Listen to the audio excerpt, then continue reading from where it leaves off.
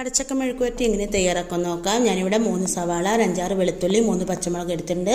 ഒരു കടച്ചക്ക കട്ട് ചെയ്ത് നന്നാക്കി എടുത്തത്. അതിലേക്ക് ഒരു പാൻ അടുപ്പത്ത് വെച്ച് പെരിഞ്ചീരകം, പട്ട, പച്ചമുളക് ചതച്ച് വെച്ച് വെളുത്തുള്ളിയും കൂടി ഒന്ന് വഴറ്റിയതിന് ശേഷം 3 സവാള ചെറുതാക്കി കട്ട് ചെയ്തതും കൂടി ഇട്ട് കൊടുത്ത് നന്നായി വഴറ്റി അടച്ച് വയ്ക്കാം.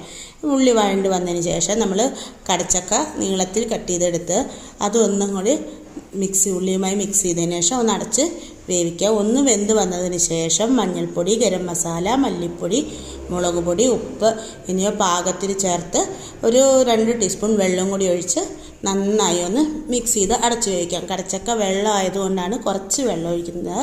കടച്ചക്ക വെന്ത് വന്നാൽ അതിലേക്ക് 1 ടീസ്പൂൺ ചിക്കൻ മസാലയും ഇട്ട് നന്നായി മിക്സ് ചെയ്ത് ഒന്നും കൂടി അടച്ച് വയ്ക്കുക. ഇനി അതിലേക്ക് കറിവേപ്പിൻ്റെ ഇല ഇട്ട് കൊടുത്ത് നമുക്ക് വാങ്ങി വയ്ക്കാം.